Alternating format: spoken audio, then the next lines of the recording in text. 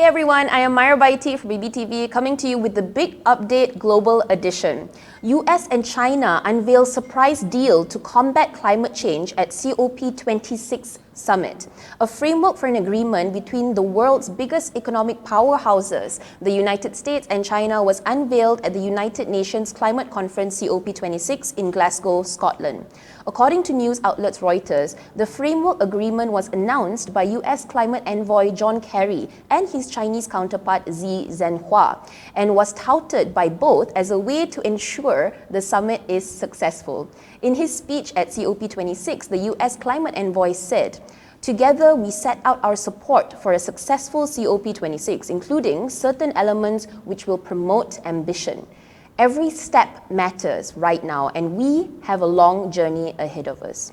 China's Special Environment Envoy Xi Zhenhua told reporters through an interpreter that the deal with the US will aid in the country's emissions cutting targets and develop a national plan to tackle methane emissions. He added that both China and the US want to amp up their efforts to fight deforestation.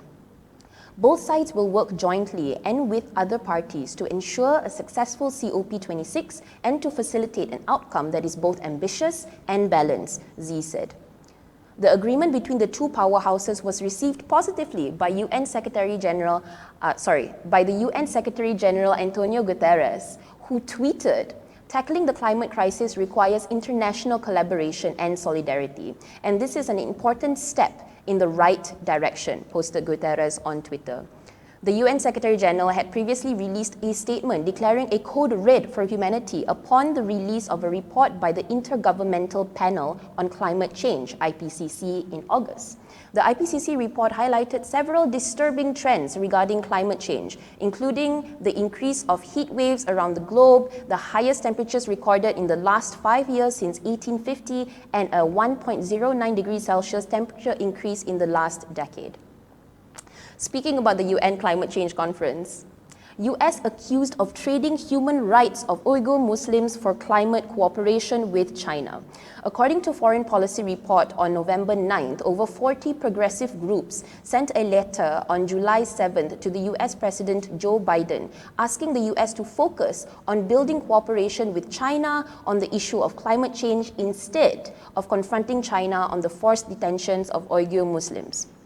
US climate envoy John Kerry, who has recently announced a climate reform framework with his Chinese counterpart Xi Zhenhua, has been accused of leading the argument to be silent on human rights in order to achieve climate cooperation. The US climate envoy had previously denied the claim, but the recent unveiling of the climate reform framework and the UN Climate Change Summit, COP26, and the lack of discourse regarding the Uyghur detainment camps in Xinjiang seems to indicate that those in favor of silence have won. The BBC reports that China has detained more than 1 million Uyghurs against their will in what the state calls re-education camps, and has sentenced over hundreds of thousands to prison terms as believed by human rights groups. Furthermore, there is also evidence that the Uyghurs are funneled into forced labor and the women are forcibly sterilized, tortured, and sexually abused. China had denied any allegations of human rights abuses in Xinjiang that have come their way, claiming the re-education camps are implemented to snuff out Islamist militancy in the region. However, many human rights groups all over the world, including Amnesty International, Human Rights Watch, Uyghur Human Rights Project, and the UN Human Rights Committee, have reported China's crimes against humanity consistently since as far back as 2018.